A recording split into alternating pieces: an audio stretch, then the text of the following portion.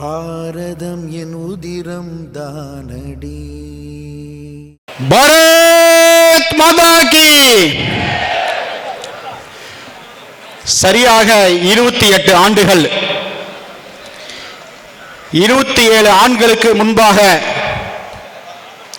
இதே நாளில் இதே இடத்திலே துவங்கி கோவையிலே 16க்கும் மேற்பட்ட இடங்களிலே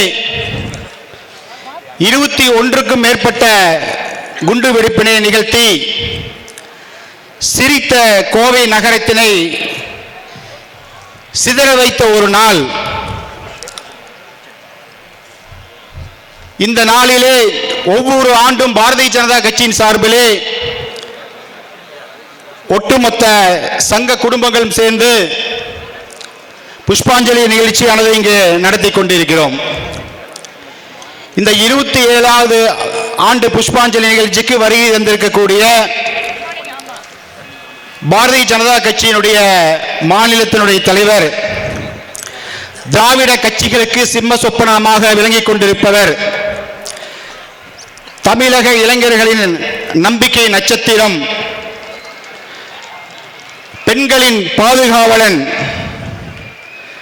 அண்ணாமலையாரின் ஆசி பெற்ற அண்ணன் அண்ணாமலை, தாமரையின் ஆட்சி மலர வேண்டும் என்பதற்காகவே அவதாரம் எடுத்திருக்கக்கூடிய மா மனிதர் அவர்களை இந்த நேரத்திலே வருக வருக என வரவேற்கிறேன். இந்த நிகழ்ச்சிக்கு சிறப்பு விருந்தினராக வருகை தந்திருக்கக்கூடிய பெங்களூருடைய நாடாளுமன்றத்தினுடைய உறுப்பினர், பாரதிய ஜனதா கட்சி தேசிய இளைஞரணியுடைய தலைவர், பாராளுமன்றத்திலே எதிர்கட்சியுடைய கேள்விகளுக்கு மிக அழகாக தெளிவாக வாயை அடைத்துக் கொள்ளும் அளவிலே பதிலை சொல்லக்கூடிய இளம் பாராளுமன்ற உறுப்பினர் தேஜஸ்வி சூர்யாஜி அவர்களுக்கும் வருக வருக என வரவேற்று,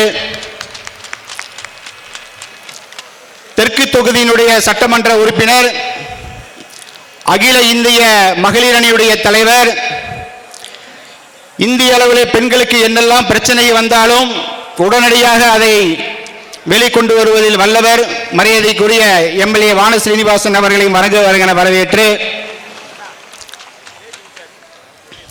இந்து முன்னணி பேரியக்கத்தினுடைய மாநில தலைவர், இந்து சமுதாயத்திற்காக தமிழகத்திலே எங்கு பிரச்சனை நடந்தாலும் ஓடோடி சென்று முதல் ஆளாக கைதாவதில் முதல் நபர், மரியாதைக்குரிய அண்ணன் காடேஸ்வராஜி அவர்களை வருக வருக என வரவேற்று, தமிழகம் மட்டுமல்லாது இந்தியா முழுவதும் எங்கே பெரும் இயற்கை சீற்றங்கள் வருகிறதோ அங்கெல்லாம் ஓடோடி சென்று சேவை செய்யக்கூடிய சேவா பாரதியினுடைய மாநில பொதுச் செயலாளர் வழக்கறிஞர் ஸ்ரீதரமூர்த்தி அவர்களையும் வருக வருக என வரவேற்று, மற்றும் இந்த நிகழ்ச்சிக்கு வருகின்ற பாரதிய ஜனதா கட்சி, RSS பேர் இயக்கம், இந்து முன்னணி பேர் இயக்கம் மற்றும் அது சார்ந்த அத்துணை குடும்பங்களையும் அதனுடைய உறுப்பினர்களையும் வருக வருக என வரவேற்கிறேன். ஒவ்வொரு ஆண்டும் இதே நாளை மையமாக வைத்து காவல்துறையில் அனுமதி கேட்டுக் கொண்டிருக்கிறோம். இந்த ஆண்டும் அதே போல ஒரு மிகப்பெரிய பேரணி மற்றும் பொதுக்கூட்டத்துக்கு அனுமதி கேட்டோம். இந்த காவல்துறையுடைய பார்வை எப்படி இருக்குன்னா, இது ஏதோ பிஜேபி காரனை மட்டும் மையமா வச்சு அவனை மட்டும் கொல்றதுக்காகவே இஸ்லாமிய தீவிரவாதி வெடிகுண்டு வைத்தது போல் ஒரு நினைப்பு இந்த காவல்துறைக்கு. இன்றைய தினத்தில் டியூட்டியில் இருக்கக்கூடிய காவல்துறையில தெரிஞ்சுக்கணும். ஏன்னா 27 வருஷத்துக்கு முன்னாடி குண்டு வெடிக்கும் போது நீங்கள் ஆப்ரேட் போட்டு ஸ்கூலுக்கு போயிட்டு இருந்திருப்பீங்க, உங்களுக்கு வரலாறு தெரியாது, அல்லது கல்லூரியில் படிச்சுட்டு இருந்திருப்பீங்க, ரொம்ப ஜாலியா சுத்திட்டு இருந்திருப்பீங்க. அன்னைக்கு டியூட்டியில் இருந்த போலீஸ்காரங்களை கேட்டு பாருங்க, யாரை மையமாக வைத்து இந்த குண்டு வெடிப்பு நடந்ததுங்கிற வரலாறு உங்களுக்கு தெரியும். 97ஆம் ஆண்டு நவம்பர் மாதம் சட்டத்தை கடமையை செய்த காவல்துறை செல்வராஜனுடைய படுகொலை தான் இதனுடைய ஆரம்பம். நல்லா புரிஞ்சுக்கணும். காவல்துறை பிஜேபி காரனுக்கு இந்து முன்னணிக்காரனுக்கும் பிரச்சனை, அதனால ஒரு குண்டு வெடிப்பு நடந்துருச்சு. அதை மையமா வச்சு இவனுக்கு ஏதோ அஞ்சலி செலுத்துறானுங்க, ஒரு 1000 பேர் 2000 பேர் கூடுவாங்க, கோஷம் போட்டு போயிடுவாங்கன்னு நினைக்காதீங்க.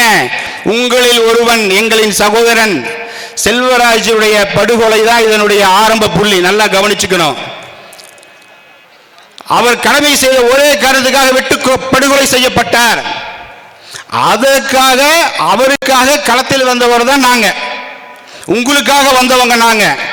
ஆனா இன்றைய தினத்தில் எங்கள் தேச துரோகி மாதிரியும் குண்டு வச்சு செத்து போனவன தேசத்தினுடைய தியாகி மாதிரி சித்தரிச்சு அவனுடைய மரணத்துக்கு நீங்க ஊர்வலத்துக்கு அனுமதி கொடுத்து அவனை தியாகியாக்கி இருக்கிறீங்க. இந்த பாவம் உங்களை சும்மாக விடாது. நான் ஏதோ காவல்துறை சபிக்கிறேன்னு நினைக்காதீங்க. ஒவ்வொரு ஆண்டும் உங்ககிட்ட வந்து யாசகம் கேட்கிற மாதிரி கேட்டுட்டு இருக்கிற இந்த பேரணிக்கு, இந்த பொதுக்கூட்டத்துக்கும் காவல்துறை சார்ந்த நபர்களுக்கு சொல்லிக் கொள்கிறோம்.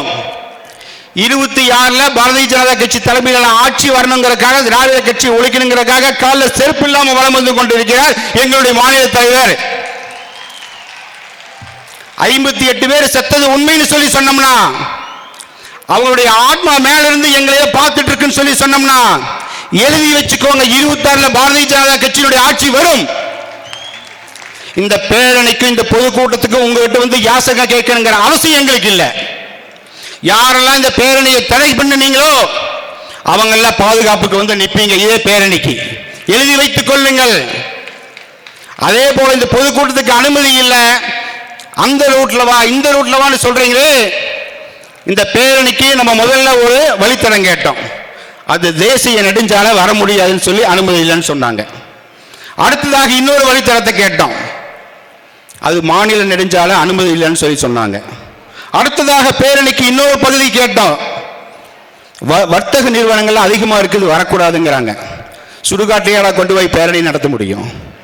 குண்டு வச்சவன் சிட்டிக்குள்ள வச்சா அவனுக்கு அவங்களுக்கு கண்ணீர் அஞ்சலி செலுத்தினாக்க சுடுகாட்டில் போய் நடத்த முடியும்.